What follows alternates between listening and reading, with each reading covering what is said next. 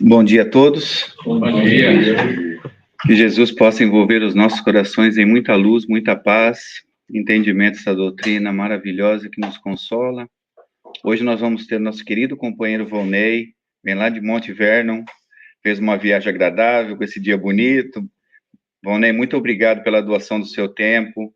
É muito bom sempre ter você aqui com a gente. Muito obrigado mesmo. Mas antes, vamos para a nossa leitura inicial. Você faz a nossa leitura hoje, companheiro querido?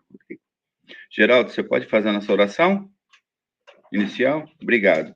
Então, vamos começar, que a gente tem que aprender muito hoje com o Volney. Obrigado, viu, Volney?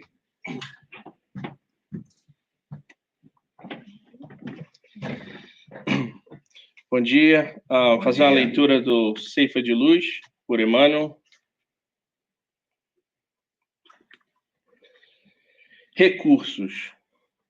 Tende cuidado e guardai-vos de toda e qualquer avareza, porque a vida de um homem não consiste na abundância de bens que ele possui.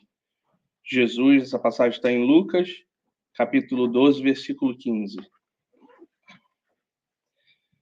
Frequentemente, quando nos referimos à propriedade, recordamos de imediato posses e haveres de expressão material e reconstituímos na lembrança a imagem dos nossos amigos que carregam compromissos com a fortuna terrestre, como se eles fossem os únicos responsáveis pelo equilíbrio do mundo.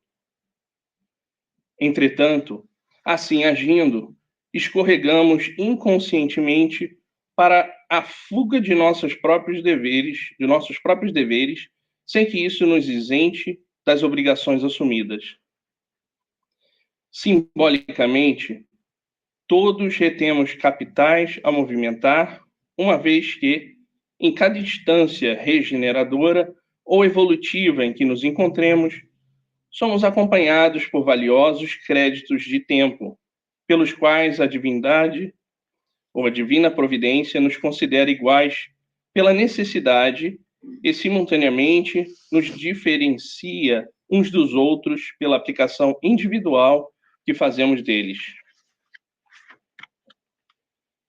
Somos todos, desse modo, convocados não apenas a empregar dinheiro, mas também saúde, condição, profissão, habilidade, entendimento, cultura, relações e possibilidades outras de que sejamos detentores em favor dos outros, porquanto, pelas nossas próprias ações, somos valorizados ou depreciados, enriquecidos ou podados em nossos recursos pela contabilidade da eterna justiça.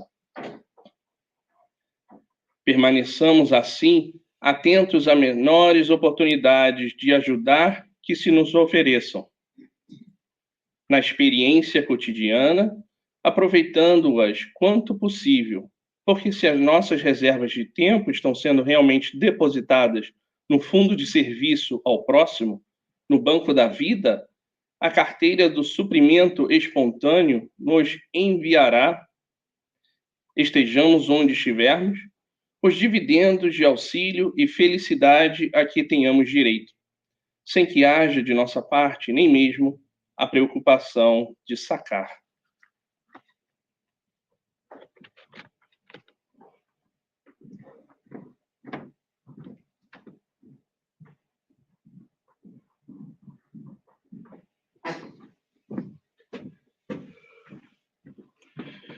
Bom dia. Bom dia.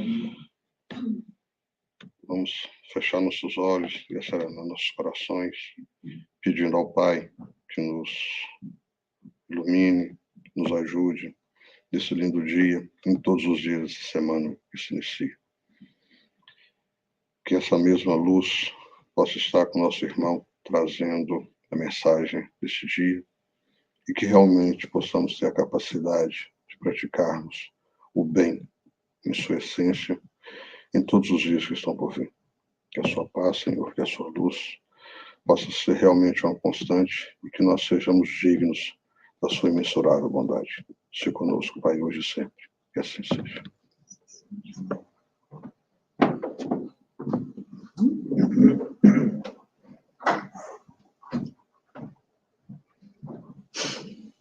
Bom dia a todos. Bom dia. Conforme recomenda o tema, pedi e obtereis, vamos começar pedindo que Jesus ilumine os nossos corações e as nossas mentes, e que nós possamos compreender um pouquinho desse tema do Evangelho segundo o Espiritismo, aonde nos recomenda que nós peçamos, que nós tenhamos isso em mente, que é um direito nosso de pedir, e que sempre que nós pedirmos, nós vamos obter. E aí fica meio, peraí, tudo que eu pedi eu vou obter, eu vou começar a pedir para ganhar na loteria. Não, peraí, não é assim. Na verdade, esse tema, ele propõe para nós uma reforma íntima. Essa reforma íntima, ela nos convida a eliminar os vícios do orgulho que carregamos, desenvolver a virtude da humildade, do perdão, porque a oração é um mecanismo. Esse mecanismo só vai funcionar se nós estivermos comprometidos em não sermos orgulhosos, em trabalharmos a humildade, em perdoarmos o nosso semelhante, porque a providência divina trabalha em nosso benefício através do nosso semelhante. Não é que Deus vai descer aqui para conceder aquilo que precisamos, mas Deus vai enviar para nós, ou a espiritualidade vai conceder um amigo de convivência que nos auxilie a resolver aquilo que nós estamos pedindo. Então, é esse convite de reforma, de vermos que a oração não é simplesmente você fazer uma oração de palavras, pedir e você já vai ter. Se assim eu fosse, todo mundo ia pedir para ganhar na loteria e resolver o problema financeiro. Os outros problemas a gente resolvia depois, né? Mas como a gente pede para ganhar na loteria, para resolver os problemas financeiros, e Deus sabe que nós ainda não temos a capacidade administrativa para receber um valor tão alto, Deus nos concede o trabalho diário, e que nós recebemos uma parcela diária. Então, nós temos que compreender também nesse pedir e obtereis, a nossa compreensão de que, às vezes, a gente pede algo que não é lícito ou não é benéfico para nós. Então, nós podemos pedir, temos que ter o entendimento, sempre com muita humildade, mas também temos que aprendermos a ler que aquilo que eu peço, será que é benéfico? Eu penso que é, então eu vou pedir. Mas e Deus? Deus sabe exatamente o que eu vou fazer se eu tiver aquele benefício. Então, eles olham para a sua proteção, eu não vou conceder o que você está pedindo. Eu não vou te dar loteria, não, eu vou te dar um emprego. Você vai trabalhar todo dia, vai aprender a receber ordens, vai diminuir o teu orgulho, você vai aprender a viver em sociabilidade com os seus companheiros de trabalho, você vai se desenvolver moralmente, intelectualmente, conforme o seu esforço você vai aprendendo. Então, o pedir é livre, obter nós vamos obter sempre. E aí nós vamos dentro desse tema, e o Evangelho contribui conosco, nos auxiliando, nesse capítulo 27, onde ele diz assim, quando orardes, não vos assemelhei aos hipócritas que afetadamente oram de pé nas sinagogas e nos cantos das ruas, para serem vistos pelos homens. Digo-vos, em verdade, que eles já receberam a sua recompensa. Então, esse aquilo que Jesus estava ensinando, que a oração não deve ser algo público, exposto, para que todo mundo veja que você está orando, que você é um homem temente a Deus. Então, ele diz, olha, se assemelha a um hipócrita. O que ele está nos ensinando aqui? Que o orgulho dessa oração não tem resultado. Porque você faz a oração para que todos vejam, e com palavras bonitas, para que todos achem que você é o melhor orador, aquilo que, né, faz a melhor oração nas casas espíritas, e na verdade, assim, olha, a sua recompensa já veio. Então, é uma oração de palavras, de boca para fora, sem nenhum sentimento, sem nenhuma fé. Você simplesmente está fazendo para aparecer. Então, ok, você fez o seu circo, você já apareceu e você já recebeu a sua recompensa. Aquilo que você pediu na oração vai ter? Não, não vai, porque você já recebeu. esse é o orgulho que nós ainda carregamos conosco, que nós colocamos nessas orações. Quando deixamos que o orgulho nos leve vai ter um evento e eu fui o escolhido para fazer a oração do evento. Não, você não foi o escolhido, foi te dado uma oportunidade para você se desenvolver. Talvez tenhamos 20 ou 30 pessoas nesse evento mais bem preparado do que você para fazer essa oração. Mas a oportunidade foi concedida para que você se desenvolva, para que você faça para um público maior, enfrente os seus medos, a sua insegurança de se expor publicamente. Então, você está recebendo uma oportunidade. Não é que você é o melhor, nem sempre o melhor a gente escolhe. Muitas vezes a gente escolhe, ou somos escolhidos, né? Quem está no cargo de escolher, escolhe aquele que mais precisa. Então, você vai colocando o que mais precisa se desenvolver, o que mostra mais interesse, e aí, se essa pessoa for com orgulho, ela já recebeu o pagamento do seu trabalho. Na sequência, ele diz assim, quando quiserdes orar, entrai para o vosso quarto e fechada a porta, orai ao vosso Pai em secreto, e o vosso Pai, que vê o que se passa em secreto, vos dará a recompensa. Então, esse é um convite de humildade para nós fazer a nossa oração. Primeiro, ele diz, entrai em vosso quarto. É um convite para nós nos recolhermos à nossa intimidade. Fechada a porta. Será que ele está se referindo a essa porta material que dá passagem de um lado para o outro? Ou ele está falando assim, olha, quando nós formos nos retirar para a oração, nós devemos fechar a porta que nos liga com o mundo material, com a problemática que a gente vive de trabalho, de dificuldades financeiras, de problemas de saúde, de problemas, qualquer que seja os problemas materiais, e que todos nós temos, e todos nós estamos inseridos nesse conceito, todos temos problemas, mas na hora da oração, com humildade, eu devo procurar fechar a porta dessa problemática para fora e entrar em conexão com Deus. Porque é um momento único de você fazer aquela prece ali que dure 2 ou 3 minutos, ou 5 minutos, ou se for um evangelho no lar que vai durar 20 minutos, 15, depende, meia hora, cada um faz a sua escolha do evangelho no lar. Então, esse é o momento que você vai fazer o evangelho no lar, você não pega o livro ali, vai fazer uma leitura, amanhã eu tenho que ir lá no supermercado, amanhã, 8 horas, tem um jogo de futebol. Quer dizer, você está misturando as suas atividades que você tem que fazer, você está misturando os seus pensamentos, como que vai ser esse evangelho no lar? É só uma leitura, é só um passatempo. Nesse momento, você tem que fechar essa porta para o mundo material e se concentrar naquele propósito daquele momento, que é o propósito da oração, é de você entrar em contato com Deus. Então, é uma atitude de humildade, fecha a porta para os problemas. É difícil? Claro que é difícil. Não é uma coisa assim que a gente... Como é que nós vamos nos desconectar de, provavelmente, 23 horas de atividades na nossa cabeça, martelando ali, agora eu vou fazer oração e eu vou desconectar.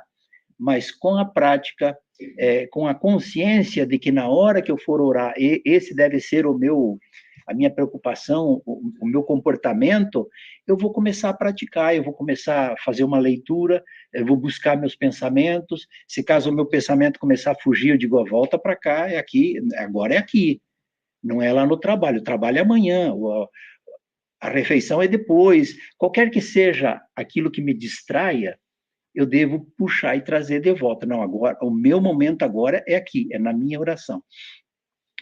E eles não cuideis de pedir muitos nas vossas preces, como fazem os pagãos, os quais imaginam que pela multiplicidade das palavras é que serão atendidos. Não vós torneis semelhantes a eles, porque o vosso Pai sabe do que é que tendes necessidade, antes que lhe o peçais. Está em Mateus, capítulo 6, versículos 5 a 8.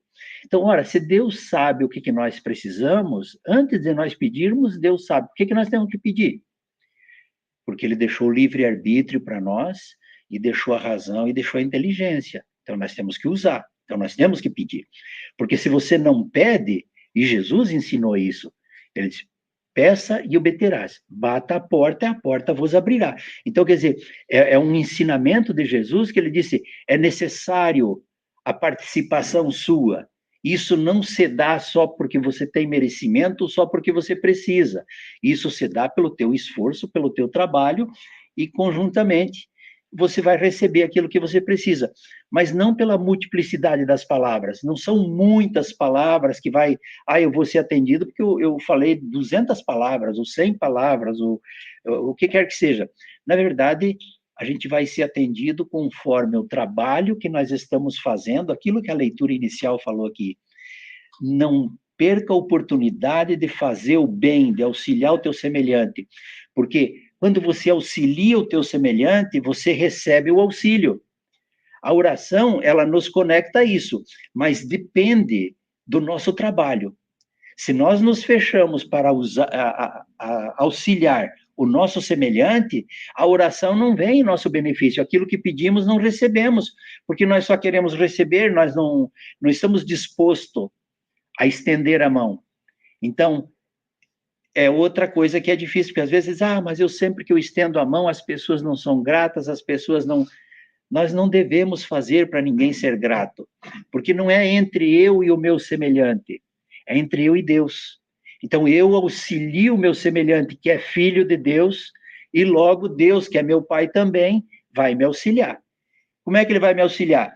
Se o meu próximo aqui não estiver disponível, ele vai enviar um outro que esteja disponível. Sempre tem alguém disponível para nos auxiliar, mas é um conjunto em trabalho em conjunto. Você faz, você recebe. Você não faz, você não recebe. Amor e a dor. A escolha é nossa. Se nós optamos pelo amor de auxiliar, pelo amor de estender a mão, de olhar a dificuldade do outro, em algum momento as coisas vão acontecer que pelo amor nós recebamos também esse mesmo auxílio. Nós seremos auxiliados. Mas não é algo assim que eu só vou pedir, eu já vou obter. Não. Você tem que fazer esse trabalho, ter isso em mente, que é um trabalho em conjunto e que nós fazemos uma parte para receber a hora que nós precisarmos. No Livro dos Espíritos, Allan Kardec formulou a seguinte questão, né? A prece é agradável a Deus? E os espíritos responderam para ele: a prece é sempre agradável a Deus, quando ditada pelo coração, porque a intenção de tudo para ele, a intenção é tudo para ele. A prece do coração é preferível à que podes ler, por mais belas que seja. Se leres mais com os lábios do que com o pensamento, a prece é agradável a Deus quando é proferida com fé, com fervor, sinceridade. Não creias, pois, que Deus seja tocado pelo homem, vão, orgulhoso, egoísta, a menos que a sua prece represente um ato de sincero arrependimento e de verdadeira humildade. Então, você viu que não é só orar, é como que nós nos sentimos e como que nós estamos trabalhando. Qual é meu pensamento? O meu pensamento é de levar vantagem em tudo. Então, essa prece não vai ter conexão, porque Deus não quer levar vantagem em tudo. Deus quer auxiliar todos da mesma forma, porque todos são seus filhos. Então, o meu pensamento, às vezes, o meu pensamento não é minhas atitudes. Eu penso em fazer o mal, mas não a pratico, porque vocês estão vendo, e se vocês veem eu praticar o mal, vai ficar muito feio, mas eu penso no mal. Então, por isso que ele diz, a prece é o pensamento. O que é que você pensa? Porque, às vezes, também, você pensa em fazer o bem, mas você não tem possibilidade. Mas o seu pensamento era de fazer o bem, o seu pensamento era de auxiliar aquele homeless, aquele caído que você vê pela rua, e você se sente impotente de fazer alguma coisa que mude a vida daquela pessoa. Mas o seu pensamento é de que ele receba auxílio, que Jesus o ilumine, que alguma coisa boa aconteça. Então, esse é o seu pensamento. Por isso que a prece, para se conectar com Deus, ela tem que estar de acordo com o seu pensamento. Você realmente pensa, você trabalha, você quer isso para o teu semelhante, aí a sua prece vai encontrar conexão. se a prece for lida, por mais bonita que seja a prece, é uma prece que vai ser lida pelos lábios, né?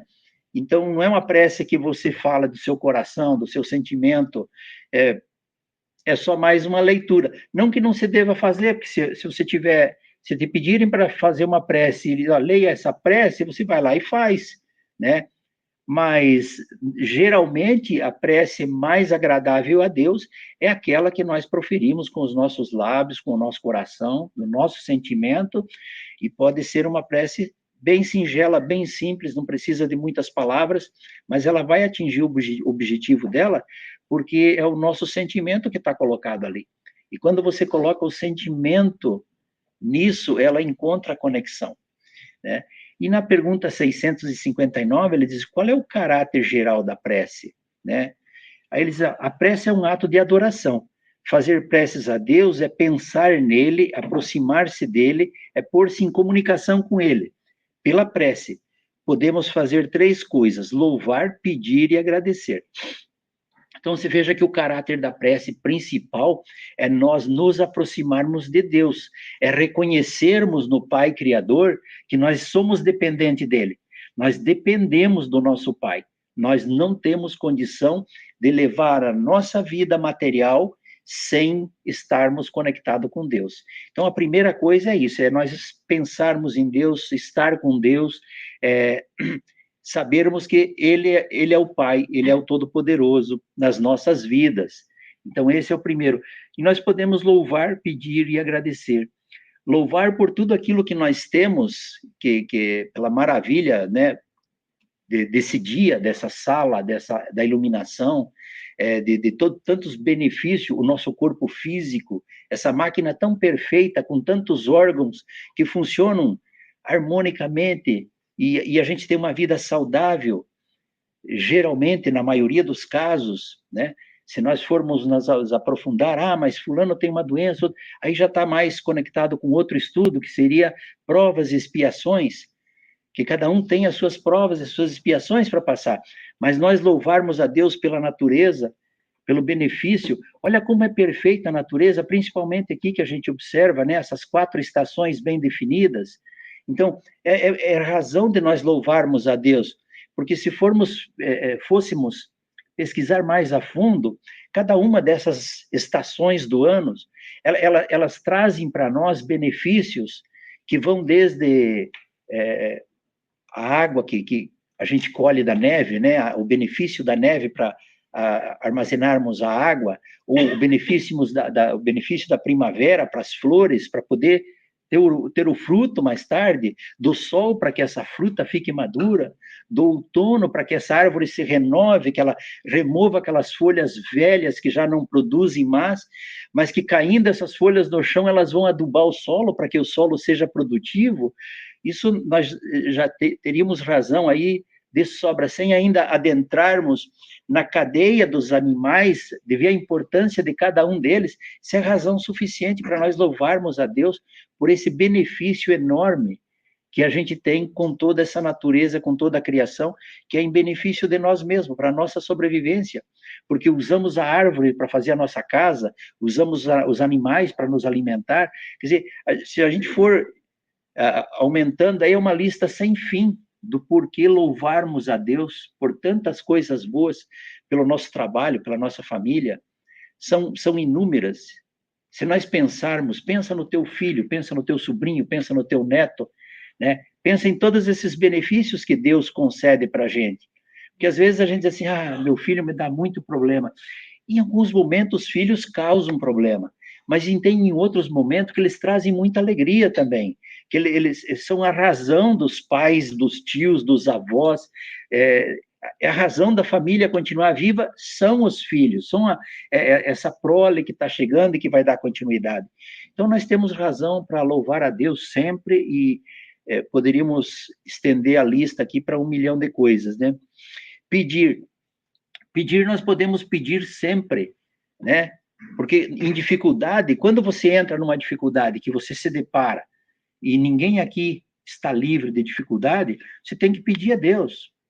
Você pode pedir a Deus, você pode pedir aos espíritos benfeitores. Nós somos espíritas, Então, nós conhecemos os espíritos benfeitores das obras de André Luiz, das obras de Emmanuel, das obras de Joana de Ângeles, quantos benfeitores citados, quantos médicos curadores que tem, e que a gente, em oração, se você está com problema de saúde, você pode entrar em oração e dizer, ô Bezerra de Menezes, o negócio é o seguinte, aqui não está dando, eu não estou dando conta, né? Eu fui no hospital já por diversas vezes, os médicos não conseguem resolver meu problema, eu vou lá de novo, mas, por favor, acompanhe os médicos lá, me auxilie, mostre um caminho, né?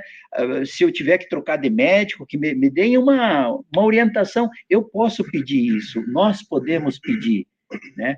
Mas podemos ficar também muito à vontade para pedir para os santos, qualquer santo que a gente reconheça, porque para nós, os santos, são espíritos evoluídos. Para a Igreja Católica, são santos. E nós temos no Evangelho, quantos santos que escreveram no Evangelho? Né? Além de padre, que escreveram no Evangelho, que mandaram mensagem.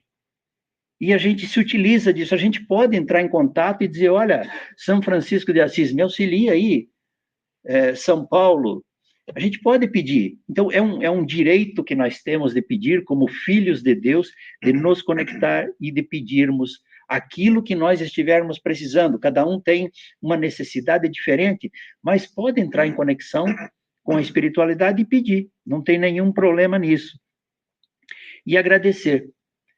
Agradecer, então, são tantas coisas que nós temos que agradecer, se nós não deixarmos que o nosso orgulho nos segue. Porque nós achamos que todos os benefícios que nós temos não é nada mais que obrigação, porque eu mereço. É meu orgulho que está falando. Mas se nós observarmos de um outro ponto, de um ponto espiritual, diz assim, nossa, quanto Deus é generoso por me permitir ter tantas coisas. Quando eu abro a janela da minha casa e vejo tantos, muito mais necessitados do que eu lá fora. Mas por alguma razão, Deus me concedeu. Então, isso é razão para mim agradecer. É razão suficiente para agradecer. Pela família que eu tenho, pela esposa que eu tenho, né? Ou a esposa agradecer pelo marido, pelos filhos, pelo pai, pela mãe. Mas, olha, agradecer para a minha família é uma família problemática. Como que eu vou agradecer para uma família? Me aponte uma família que não seja problemática. Não tem. Agora, me aponte uma família que não se reúne a toque de caixa, rapidinho, no primeiro problema que surge dentro da família.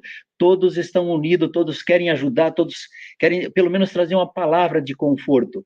Então, nós temos razão de agradecer se nós observarmos os pontos positivos que cada coisa que nós temos traz para nós. Agora, se nós, assim, não, a minha família é muito problemática, eu nem vou agradecer. Mas o problemático também sou eu, porque se eu estou inserido nessa família, eu também sou o problemático. Então, o nosso agradecimento deve ser pelas oportunidades de melhoramento que nós temos no lugar que nós nos encontramos, que é o lugar certo. Então, isso é razão suficiente de nós agradecermos. Eu tenho o trabalho certo, eu tenho os companheiros de trabalho certo, estou na família certa, eu estou na igreja certa, que é, né, igreja ou o centro espírita, no caso, que centro espírita é lugar só de loucos, né? É um hospital. No centro espírita ninguém bate bem. Então, vamos partir desse princípio que nós estamos no lugar certo. Porque eu também me considero que eu também não bato bem das coisas, entendeu? Eu não sou aquele exemplo para ninguém. E aí a gente vai trabalhando, a gente vai reconhecendo. Porque isso nada mais é de que reconhecer que Deus é perfeito. E na sua perfeição, Ele nos colocou aonde nós precisávamos. A maioria aqui, ou eu acho que a maioria nasceu ou no Brasil ou em Portugal, talvez tenha alguém daqui também, né, dos Estados Unidos, mas para nós que somos de fora dos Estados Unidos, que nascemos em outro país e fomos colocados aqui, será que foi o acaso? Será que foi por dinheiro? Não, espiritualmente, nós precisávamos estar junto, precisávamos desenvolver esse trabalho que é desenvolvido e que cada um tem que dar a sua mão, dar o seu pouco, para que esse trabalho siga em frente. E assim ele vai virando ano e ano e auxiliando muita gente que comparece a essa casa. Quando vos aprestardes para orar, se tiverdes qualquer coisa contra alguém, perdoai-lhe, a fim de que vosso Pai que está nos céus também vos perdoe os vossos pecados. Se não perdoardes o vosso Pai que está nos céus, também não vos perdoará os pecados. São Marcos, capítulo 11, versículo 25 e 26. Bom, aqui ele está tratando do perdão, né? Se nós formos orar e nós tivermos qualquer encrenca contra qualquer pessoa, nós deveríamos primeiro perdoar essa pessoa. Porque se nós perdoarmos essa pessoa, quem vai estar livre somos nós. Não é o caso de perdoar para que o outro fique em paz. Muitas vezes, as ofensas que nós consideramos ofensas, o ofensor nem sabe que ofendeu. E o ofensor leva uma vida normal, natural. Mas eu levo aquela ofensa como se fosse uma fotografia. E eu todo dia dou uma olhada na fotografia. Ah, mas aquela pessoa me ofendeu. Ah, mas aquela pessoa me ofendeu. Cada vez que eu olho para aquela fotografia, eu digo que aquela pessoa me ofendeu. Então, eu carrego esse peso comigo todos os dias, um peso desnecessário. Eu não precisava dessas energias negativas que eu mesmo estou produzindo. Porque o meu ofensor, ele não pensa que ele tenha me ofendido. Foi uma coisa para ele tão normal que ou ele não tem conhecimento, ou ele acha que não ofendeu. Então, quando eu vou perdoar ele e vou fazer a minha oração, não é a ele que eu estou libertando, eu estou me libertando disso, eu estou me afastando desse problema. Para mim, terminou ali. Eu perdoo, ou eu me perdoo, porque é o auto-perdão também. Então, a partir desse momento, aí a minha oração começa a encontrar conexão com Deus. Porque eu perdoei ou me auto-perdoei. E muitas vezes nós nos condenamos a nós mesmos por atos que nós fazemos e que você fica remoendo aquilo. E quando, na verdade, quando nós cometemos um ato falho, nós deveríamos ter uma capacidade maior de entendimento, assim, olha, eu não sou perfeito, então o meu ato falho foi totalmente normal. Agora eu vou corrigi-lo, eu vou acertar, eu vou pedir desculpa, ou eu vou seguir a vida em diante. Porque, na verdade, todos nós cometemos falhas. Mas ele diz, perdoe os vossos semelhantes, né? Para que Deus também perdoe você dos seus pecados. E assim nós vamos trabalhando. Nós fazemos a nossa parte e Deus faz a parte dele, e trazendo para nós. Como é que ele vai trazer paz para nós quando nós perdoamos? Às vezes é a aproximação de um espírito que a maioria de nós pode não vê-los, que não são médium, pode não sentir, porque não tem a sensibilidade de sentir a presença de um espírito benfeitor, mas é um espírito benfeitor que vem, aproxima-se da gente com as energias benéficas e que deixa a gente numa vibração de paz e de harmonia que não tem dinheiro no mundo que pague. Então, são coisas que a gente recebe porque a gente fez para o semelhante, a gente se preocupou em perdoar o nosso semelhante ali e dizer, olha, esquece, isso acontece, eu também cometo falhas. Você se coloca num patamar de que também comete erros. E Jesus, explicando aqui mais uma vez sobre o orgulho e a humildade da prece, ele disse esta parábola, alguns que punham a sua confiança em si mesmo como sendo justos e desprezavam os outros. 2 homens subiram ao templo para orar. Um era fariseu, publicano o outro. O fariseu, conservando-se de pé, orava assim, consigo mesmo: meu Deus, rendo-vos graça por não ser como os outros homens, que são ladrão, injusto, adúlteros, nem mesmo como esse publicano. Jejuo 2 vezes a semana, dou o dízimo de tudo que possuo. Então, o fariseu fez ali a sua oração, né, dessa forma. O publicano, ao contrário, conservando-se afastado, não ousava sequer erguer os olhos ao céu, mas batia no peito, dizendo: meu Deus, tem piedade de mim, que sou um pecador. Declaro-vos que este voltou para a sua casa justificado, e o outro não. Porquanto aquele que se elevará será rebaixado, e aquele que se humilhará será elevado. Lucas, capítulo 18, versículo 9 a 14. Então, é uma parábola. O primeiro aqui, o fariseu, com muito orgulho, né? Porque primeiro ele diz, olha, eu não sou como os outros, se colocando como se ele fosse especial, se ele fosse o bom, né? E ninguém de nós aqui é bom ou especial acima do nosso semelhante. Nós somos iguais. Nós não somos melhores, nós não somos piores, nós somos iguais. Nós podemos ser que em algum departamento, algumas aptidões nós estejamos mais adiantados, em outras menos em relação aos nossos semelhantes. Mas, no geral, aqui ninguém é melhor do que ninguém. Então, essa é uma oração que nós não vamos fazer, não vamos praticar esse tipo de oração, colocando que eu faço mais do que o meu semelhante, que eu sou melhor do que o outro. Que esse tipo de oração não alcança o seu objetivo. A oração que vai alcançar o objetivo é aquela que é humilde, é aquela que reconhece. Olha, ele nem se dava ao direito de erguer os olhos aos céus. E ele batia no peito, eu sei que eu sou um pecador. Então, essa é a posição de humildade, de nos reconhecermos em processo evolutivo. Então, eu estou nesse processo evolutivo. Tem coisas que eu ainda não consigo fazer. E que, quando você não consegue praticar o bem, às vezes fica muito em evidência o mal que você faz. Então, esse é um detalhe muito importante. Quando a gente evidencia mais o mal do que o bem. Então, nós fazemos isso conosco, individualmente. Quando a gente comete uma falha, a gente fica se julgando, se condenando, ou a gente faz isso no geral, na sociedade em que a gente vive.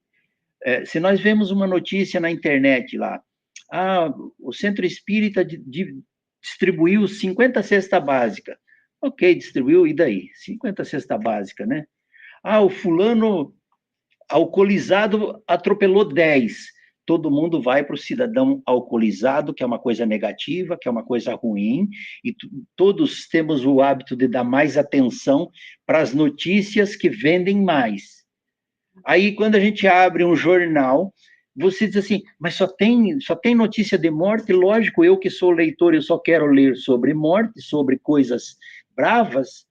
Eu não leio os trabalhos edificantes que as pessoas fazem e que raramente os meios de comunicação cobrem, porque não tem quem queira ver essas notícias. Nós somos cristãos e nós não prestamos atenção nisso. Nós lemos uma notícia negativa e não lemos uma notícia positiva. Então, é quando a gente faz o inverso. Aquilo que não é bom dá mais resultado. Então, a gente vai. Quando você faz esse movimento de ir para aquilo que não é bom, você se afasta de Deus. As tuas preces têm dificuldade de fazer conexão. Quanto mais afastado você estiver de Deus, mais difícil a sua conexão com Deus. A proposta do Evangelho de Jesus é que nós tenhamos em consciência de que nós precisamos nos aproximar, valorizar mais o bonito, o belo, observar as flores, observar a mudança das plantas que vem de Deus, observar as boas obras que estão sendo feitas, que nós poderíamos citar Centro Espírita, Igreja Evangélica, Igreja Católica, pessoas particulares sem igreja nenhuma. O caso da mulher de São Paulo que distribuía pão. Ela começou dando um pão para a amiguinha da filha, que a amiguinha da filha vinha brincar na casa depois da aula, e ela ficava abismada de ver aqueles pão caseiro, né, grandes que ela fazia, e a menina olhava como se fosse um objeto extraterrestre, e a mulher perguntou assim, você quer um desses para você? Eu quero, se você me der, porque lá em casa eu não tenho, eu nunca vi um desse. Assim, a minha mãe compra quando tem dinheiro na padaria, mas não é sempre que ela tem dinheiro para comprar na padaria. E daí a mulher disse, nossa, mas a minha vizinha está necessitada, foi lá e deu um pão. No outro dia ela fez e mandou outro. E daí ela viu que tinha mais gente que não tinha esse pão do dia. E ela começou a fazer mais pão e começou a distribuir gratuitamente para aqueles, um pão para cada casa, e ia pelo menos mitigando a fome daqueles mais próximos. E aí ela começou a comprar muita farinha. O cara do mercado disse, mas o que você faz com tanta farinha? Eu faço pão para distribuir para os pobres. Não, então agora você não vai mais pagar a farinha no preço normal, você paga o preço de custo, só o preço da farinha e os impostos. Aquilo que eu recebo para vender, a minha margem de lucro eu não quero, eu quero participar do projeto. Eu sei que já ela estava com mais de 200 pães vendendo, distribuindo dessa forma, e já tinha vários outros vizinhos que estavam envolvidos nesse projeto, doando dinheiro, doando a farinha, ajudando no custo, e era um projeto assim que sem nenhuma bandeira, vamos dizer, por trás, mas isso não tem muita divulgação. Isso só veio a público porque na cidade de São Paulo, isso aconteceu em São Paulo, o pessoal que cuida do trânsito, eles ficam olhando nos monitores praticamente toda a cidade, o que se passa na cidade. E eles cuidam do trânsito, cuidam da segurança, esse sistema de controle, né, de tudo que se passa. E eles observaram que tinha muitos atos de caridade sendo praticado, mas que isso não chega à divulgação, porque não tem interesses dos meios de comunicação, porque não tem interesse do leitor de ver isso. E aí eles compilaram um vídeo lá com várias ações, que ia desde essa mulher fazendo pães, de um outro ajudando a empurrar um carrinho de entulho, aqueles que catam as coisas na rua para vender no ferro velho, e numa subida lá o cara parou o carro, foi lá, daí já veio outro, e eles pegaram isso na câmera e colocaram no vídeo de quantos processos, quantas atitudes de boas ações que ocorrem no dia a dia, sem que as pessoas tomem cuidado, sem que as pessoas tomem conhecimento. A gente não tem conhecimento de tanto bem que está sendo feito, mas se vocês me pedirem de guerra, eu posso falar de umas 2 ou 3. Eu estou bem informado das guerras, eu não estou bem informado das boas ações que estão ocorrendo pelo mundo. Então, nós não estamos sozinhos nessa proposta do Evangelho de Jesus de fazermos o bem para recebermos o bem. Tem muita gente fazendo o bem, tem muita gente. Nós somos mais um grupo aqui de New Jersey fazendo isso, lá em Monverno tem outro, lá no Queens tem outro, aqui em New Jersey tem outros grupos, que cada grupo desse vai fazendo um pouco, vai trabalhando no bem, vai se conectando com Deus e vai recebendo na medida do possível. Porque é assim que funciona a lei divina. É uma lei justa. Seja o que for que peçais na prece, crede que obtereis, concedido vos será o que pedirdes. Está em Marcos, capítulo 11, item 24. Quando ele fala crede, ele diz assim, olha, tenha fé naquilo que você pede. Porque imagine se você vai pedir alguma coisa, mas você não tem fé que isso possa acontecer, você está pedindo de boca para fora, você, vai acontecer nada. Não, ele diz crede, tenha fé que vai acontecer o que você está pedindo. Aprenda a compreender de que forma que isso vai chegar até você, mas vai acontecer. Se você tiver fé, você pode pedir que, na pior das hipóteses, há quem conteste a eficácia da prece, como fundamento no princípio de que, conhecendo Deus as nossas necessidades, inútil se torna espolhas. E, acrescento, os que assim pensam, que achando-se tudo no universo encadeado por leis eternas, não podem as nossas súplicas mudar os decretos de Deus. Sem dúvida, alguma há leis naturais e imutáveis que não podem ser abrogadas ao capricho de cada um. Mas daí a crer-se que todas as circunstâncias da vida estão submetidas à fatalidade vai grande distância. Então, nós temos as leis de Deus que são imutáveis. A lei de amor, a lei de justiça, tem outras leis aí que poderíamos citar, que elas são imutáveis, não vão mudar. Mas a lei de amor nos permite que ao nosso trabalho, nós também receba, não está infringindo a lei, é o resultado da nossa escolha, das nossas ações. Então, nós vamos receber aquilo que nós estamos pedindo, porque é uma questão da eficácia da prece que nós fazemos. E não é uma prece só de boca para fora, é uma prece que nós estamos pedindo, mas que nós estamos trabalhando sempre que nos aparece a oportunidade de auxiliar.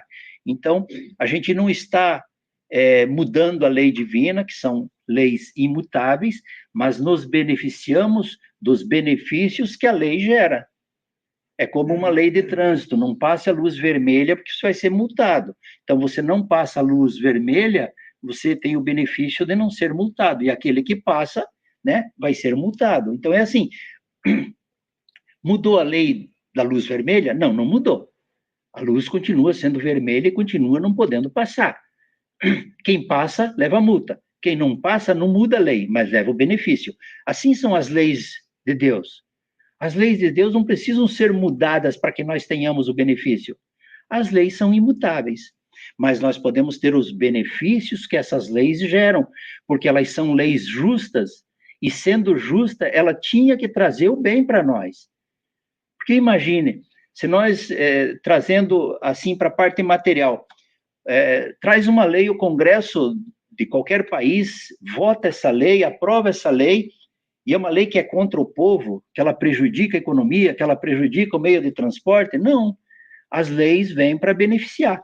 Nem por isso o povo está administrando. Quem administra ainda continua sendo os congressistas, eles que fazem as leis. O trabalho é deles de fazer as leis.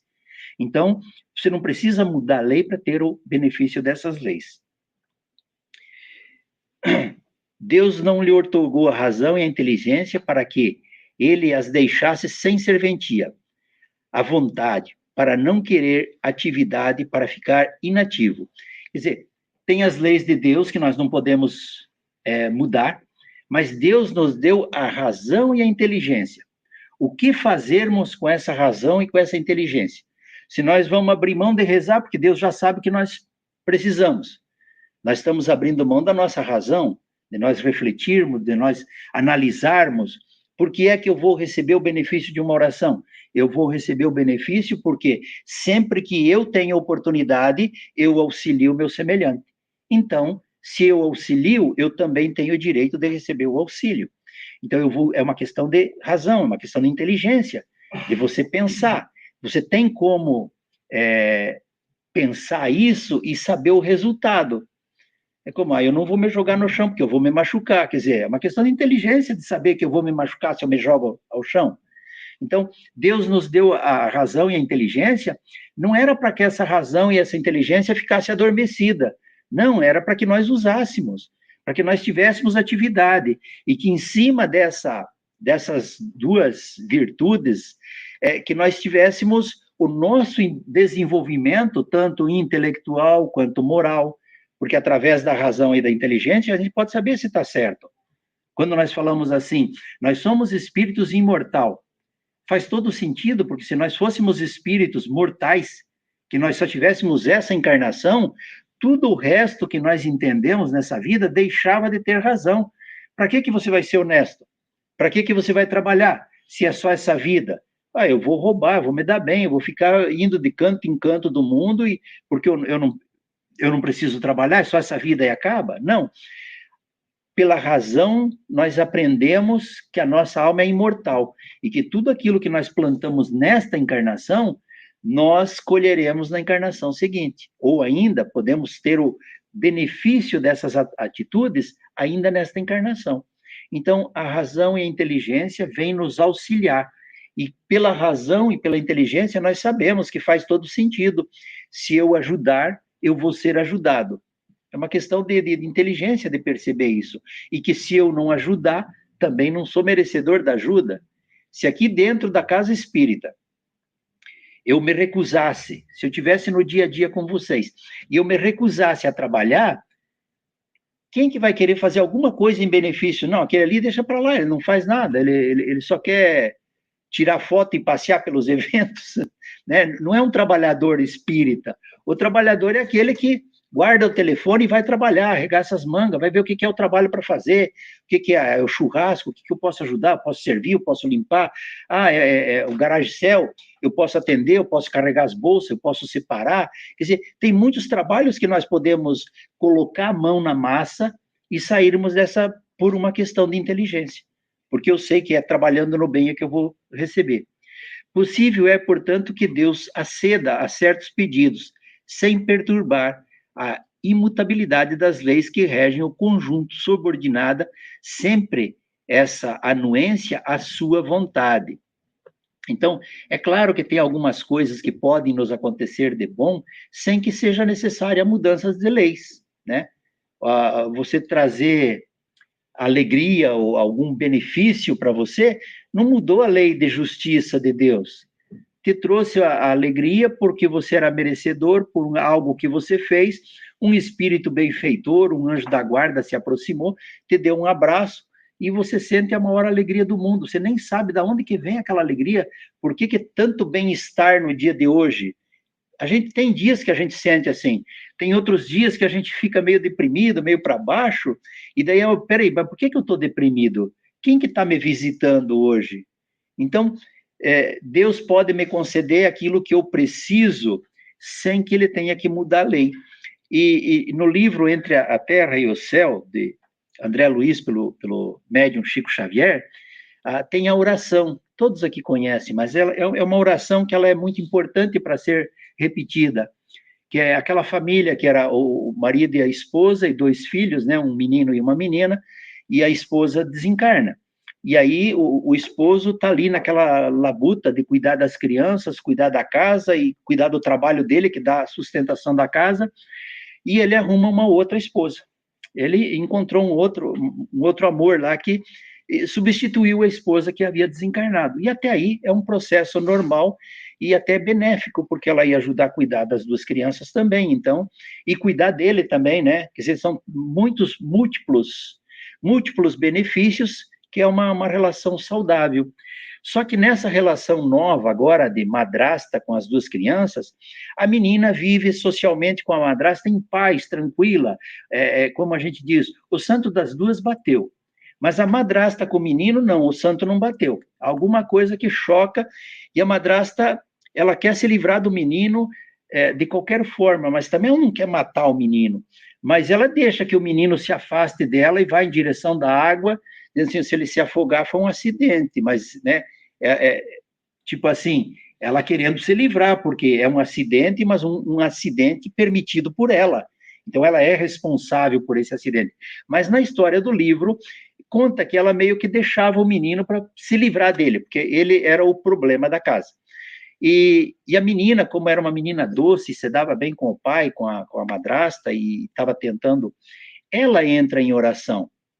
E ela faz uma oração tão sentida, e a única coisa que ela pede é que o lar dela voltasse a ter a paz quando a mãe estava viva, que eles viviam em paz, em harmonia, que não tinha aquelas brigas, e que ela estava cansada daquelas brigas. Então, que se houvesse uma maneira, só que ela faz a prece dirigida para a mãe dela. Mas a mãe dela, na verdade, era a causadora de todo o problema, porque a mãe é que estava obsediando a nova esposa do ex-marido dela. Então, a mãe desencarnada obsediando a madrasta da menina e do menino. E aí, a madrasta fazia aquilo porque ela estava recebendo uma obsessão para maltratar o menino, porque a mãe desencarnada achava que se ela maltratasse o menino, o marido deixaria dela. E o problema dela era ciúme. Era por isso que ela não queria esse relacionamento. Mas nessa oração que a menina faz, e ela pede para a mãe auxiliar, ela não se dirigiu ao santo, ela não se dirigiu a mentor espiritual, nem a Deus, nem a Jesus, ela se referiu à mãe dela. Mãe, ajude que nós tenhamos essa paz de volta. Isso, na doutrina espírita, é considerada uma oração refratária. É aquela que ela é dirigida, mas o receptor não está em condição de auxiliar. Mas, lógico que a espiritualidade ou a providência divina encaminhou essa oração direta para o departamento de oração e eles recebem o auxílio na casa, porque eles captaram a oração que estava sendo direcionada para a mãe da menina, reenviaram para o departamento de oração e o departamento de oração cuidou, foram verificar o porquê do problema. E quando eles viram que o problema era a mãe desencarnada, eles foram tratar da mãe desencarnada e resolveram o problema da família. E aí a gente vai questionar a eficácia da prece? Quem de nós aqui que não passou por problema e que só alcançou conforto através da prece? Só alcançou conforto para entender coisas que acontecem na nossa vida através da prece. Eu vou dizer para vocês que são quase que diariamente a necessidade de encontrar na prece o auxílio para cada dia. Então, eu acho que todos nós passamos por isso, e essa oração aqui desse livro deixa claro que não faz diferença se você, para quem você vai pedir, se é para um santo, para o anjo da guarda, para um espírito, para Deus, para Jesus. A prece será encaminhada a ser feita, né, com fé, com sentimento e com pensamento, ela será encaminhada para o departamento de oração e nós seremos auxiliados de uma forma ou de outra, né? O que Deus sempre concederá sempre Se ele pedir com confiança, é a coragem e a paciência e a resignação. Então, vejam bem, se nós pedirmos, nós vamos receber coragem, paciência e resignação. Coragem para termos força para passar pela dificuldade que estamos passando. Paciência, porque não acontece da noite para o dia. Temos que ter esse entendimento. Resignação, nunca entrar em reclamação contra Deus. Deus é perfeito e por maior que seja o problema que nós estamos atravessando, a perfeição de Deus está ali. Então, a gente tem que seguir essas 3 observações. Também lhe considerar os meios de se tirar por si mesmo das dificuldades. Nós receberemos meios de sair dessas dificuldades. É claro que não vai descer um anjo do céu, um espírito, ou mesmo Deus ou Jesus, para resolver os nossos problemas. Mas eles vão nos enviar maneiras de nós mesmos sair, de nós encontrarmos. Mais uma vez, nós encontramos a solução. Se o meu orgulho estiver muito elevado, eu vou dizer, nossa, como eu não pensei nisso antes? Se a minha humildade estiver no lugar certo e se eu tiver consciência de que Deus é que está no comando, eu digo, obrigado, meu Deus, pelo auxílio recebido. Porque, na verdade, eu recebi auxílio de alguma forma. Foi através da intuição, porque às vezes ninguém me falou para mim, mas eu vi o problema de uma maneira que eu posso resolver. É a intuição da espiritualidade que vem e que nós temos esse auxílio sempre, né? Deixando-lhe dessa forma o mérito da ação. Quer dizer, o mérito da ação vai ser nossa, não é nada assim que vai cair do céu sem nós não fazer nada, né? O mérito é nosso, o esforço é nosso e nós temos que trabalhar na questão. Então, para o mérito ser nosso, depende do nosso trabalho. Ajuda-te que o céu te ajudará. Isso está no Evangelho. Ajuda-te que o céu te ajudará. Então, não é assim, ó, fica sentado que amanhã você vai receber. Não, ajuda-te que o céu te ajudará.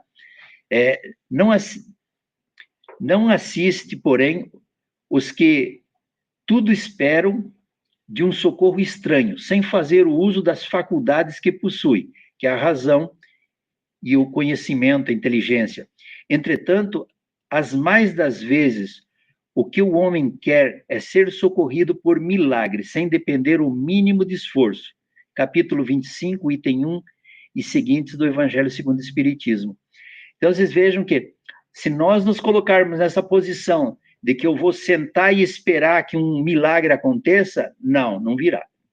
Se eu me coloco na condição de trabalhador, que eu entendi a mensagem do Evangelho, eu vou sem loucura, sem desespero, mas sempre que me surgir a oportunidade que eu possa auxiliar, eu vou auxiliar. Essa é a minha obrigação. E sempre que eu auxiliar, eu vou estar preparado para ser auxiliado. E para completar, eu coloquei aqui Gênesis capítulo 2, a providência divina. Nesse capítulo da Gênesis, Allan Kardec, através dos espíritos, ele explica para nós como é que funciona esse mecanismo de que a providência divina trabalha em nosso benefício desde que nós trabalhamos em benefício do nosso semelhante. Porque quem que trabalha em meu benefício é o meu semelhante. Então, na Gênesis, nesse capítulo 2, Providência Divina, explica exatamente esse processo, que Deus trabalha em nosso benefício através dos atos que nós fazemos. Então, se eu me proponho a trabalhar no bem, eu vou ser auxiliado no bem. Se eu me proponho a fazer o mal, eu vou ter uma nuvem de espíritos me intuindo a fazer o mal. Porque aí é o meu livre-arbítrio, é a minha escolha de fazer. Agora, o meu livre-arbítrio, o nosso livre-arbítrio aqui, nós já sabemos, é trabalhar no bem, por isso estamos aqui hoje.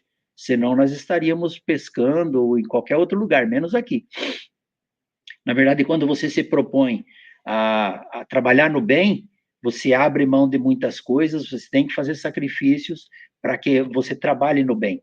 E aí você vai atrair aquela nuvem de espíritos que vem através da intuição e do trabalho te auxiliar você, para que você possa ser beneficiado também.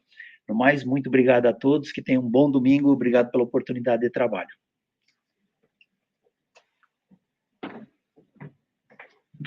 Obrigado você, Vonei. Algum comentário? Tudo certinho? Ok. Todo mundo entendeu tudo, então, Vonei. Obrigado, viu? Fez um ótimo trabalho. Esse tema é interessante do Pedis e Obtereis. Esse livro que o Vonei nos trouxe, Entre o Céu e a Terra, esse é uma obra maravilhosa. Eu acho que é o quinto ou sexto, acho que é o quinto livro, né, da obra. Eu acho que é o quinto, se eu não me engano. Eu acho que é antes da libertação. Sim, claro. Ele comentou, obrigada pela palestra, com uma dúvida em mim. Ele comentou assim, que quando a gente tem uma notícia boa, que a gente tem que focar naquela. E quando, assim, na realidade, tem situações que as pessoas passam, tá difícil. A gente foge da realidade, é isso? Fica só focado ali no bem, naquela situação? Não é fugir da realidade, né? É que eu tenho dúvida, desculpa. Não. Obrigado por perguntar, porque assim... Pode ser a dúvida de alguém. Pode tirar a dúvida de mais gente, ou até o palestrante ali pode cometer um erro, fazer um comentário que não está de acordo. Então, é uma oportunidade de corrigir. Na verdade, nós temos o hábito de focar mais no mal, as notícias ruins. Não é que nós vamos esquecer as notícias ruins. Você pode ler, porque uma notícia ruim, ela pode te orientar você de alguma forma. Mas é darmos mais atenção às notícias boas, às coisas boas. Porque a gente olha assim e diz assim, não, o mundo está perdido. O mundo não tem solução. E não é verdade. Nós temos problemas no mundo, mas no mundo em que vivemos. Mas nós temos muitas coisas boas acontecendo e que nós não damos o devido valor. Nós só damos valor ou damos mais atenção para coisas que são mais negativas, coisas que assim, chamam mais atenção, né? Mas é lógico que não tem como nós fugir dessas coisas, porque faz parte da nossa vida e nós podemos aprender com as coisas mal que acontecem. Né? Muito bom. Então, não é ignorar o mal, né? O mal está aí, a gente vê, acontece, é tentar focar no positivo, porque no mesmo tempo que acontecem as coisas más, tem muita coisa boa acontecendo e a gente nem percebe, né, Vonei? Acaba desapercebendo, porque o mal, quando a gente vê, por exemplo, ele citou guerras, né, a gente fica triste de ver os irmãos fazendo isso um com o outro, dá uma tristeza, daí a gente fala, não é problema nosso. Claro que é problema nosso, afeta o mundo todo. Aí a gente né? tem as orações, né? Isso. Tem as questões da guerra, então, tá bem, acender a luzinha, o problema, vamos orar, pedir a Deus para auxiliar esses nossos irmãos. Ao mesmo tempo que está tendo a guerra, eu tenho certeza absoluta que tem muita gente orando para que a guerra acabe também, no mundo inteiro, né? Porque o bem sempre vai prevalecer. Tem muito mais coisas boas do que coisas ruins. E esse ponto que o Vonei nos trouxe é verdade. O foco é sempre no negativo. Jornais, televisões, se você assistir o dia inteiro. E ninguém vai passar lá pelo menos 15 minutos. Eu tenho certeza que não passou na televisão, ou deve ter passado, não sei, dessa mulher que entregou os pães, né? No Jornal Nacional não apareceu isso, né? Não, mas eu acredito né? que apareceu no Globo, naquele que passa na sexta-feira, porque eu já assisti essa história. Que bom, isso é muito bom. Eles desenvolveram e aumentou muito mais a produção total. Além do material, as pessoas envolveram com o trabalho também. Isso é bom. Aumentou bem essa produção do som. Em São Paulo tinha uma rádio, não sei se ainda tem, chama Rádio Mundial. Uhum. E tinha lá o Jornal da Boa Notícia. Então eu tava muito bacana. Isso é bom mesmo. Isso é ótimo. Bom, mais uma vez, Vonei, obrigado pela sua presença aqui hoje, sempre muito bem-vindo. Já estamos programando já no lado espiritual, pelo menos a próxima. Já vai se preparando. Eu tenho aqui uma notinha aqui, que nós estamos... ontem teve o barbecue, agradecemos a presença de todos, os colaboradores que ajudaram, aqueles que se divertiram. Eu não estava lá, que eu tive que trabalhar, mas o nosso agradecimento pela casa, porque nos ajuda a manter esse ideal vivo, né? E ali a Silma me mandou falar que tem umas plantinhas ali para ser vendidas, são 2 por 7, que ela está numa melancia ali. Eu perguntei para ela onde está a melancia, ela falou, já comeram. mas a planta está ali. Então, está ali, 2 por 7, se alguém quiser, é só pegar na livraria ali, comprar, ou se não, procurar a Silma. Também nós vamos ter a Feira do Bolo, que vai ser no dia 9 e 10 de novembro. Feira do Bolo, é das 9 da manhã até as 3 da tarde. É bom demais, gente. Nossa Senhora, o pessoal faz tapioca, é coisa boa demais. Os morangos não posso esquecer os morangos da Alice também. Mas vai fazer, né? Vou fazer. Mas todo mundo aqui está sendo convidado a fazer os bolos. Receitas, isso. E vem falar comigo. Esse ano eu estou coordenando. Isso mesmo. Vamos trabalhar todos juntos. A senhora também coordenadora. Todos trabalhamos juntos. E também nós vamos ter um workshop, né, um seminário com o Dr. Sérgio Thyssen, em dezembro, no dia 7. Vai ser no sábado, e a hora vai ser confirmada ainda, mas provavelmente vai ser depois da meditação, ou com a meditação, ainda a gente não sabe, mas está confirmado, vai ser no dia 7 de dezembro, com o Dr. Sérgio Thyssen, todos estão convidados, e depois sempre tem um lanchinho, tem uma coisa agradável, com fraternização. Tudo bem por aí, pessoal? Tudo certo? Ok, então nós vamos seguir, que o almoço está ali esperando. O almoço de primeira, todos estão convidados para almoçar com a gente, passar esse tempo bom lá. Não, estou vendo toda gente feliz aqui hoje, gente do céu. É porque o dia está bonito lá fora, é? Tá bonito, né?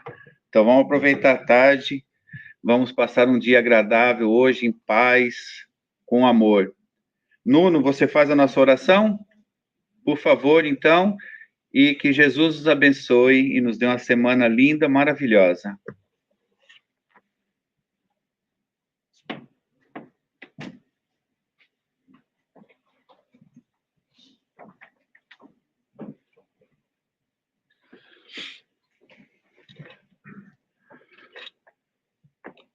Pai, que nos ensinaste a pedir, mas hoje não vamos pedir, vamos te agradecer. Vamos te agradecer pela vida que nos concedeste, pela família, pelo trabalho, pelo teto, pela nossa casa espírita, pelas outras casas que não são espíritas, mas que também são parte do teu reino de amor, de misericórdia, de paz. Que o nosso coração se encha de alegria, que o nosso coração se encha de felicidade, porque isso nos compete. Os problemas, as dificuldades, o sofrimento. Te agradecemos também, porque nos faz mais fortes e chegar mais perto de ti. Hoje, Pai, e todos os dias, fica pertinho de nós, nos leva pela mão, que é tão difícil ainda para nós caminharmos, mas que a gente já sabe, já sente dentro do nosso coração, que é contigo que a gente quer ficar e que a gente vai ficar para sempre. Nos protege a nós, protege o mundo, protege o universo, toca aqueles corações dos líderes que lideram o mundo e que têm o potencial de parar com as guerras. Pai, ilumina, continua iluminando este pedacinho em que a gente vive. E que ao sairmos daqui possamos levar essa luz também para aqueles que por alguma razão não puderam vir. E que sejamos focos de luz para todos. Não só para nós, mas também para aqueles que nos rodeiam. E assim, Pai, nos acompanha nesta semana que se aproxima, de bênçãos, de conquistas, e que na próxima semana possamos voltar aqui e agradecer ainda com mais ênfase e com mais alegria. Que assim seja. Graças a Deus.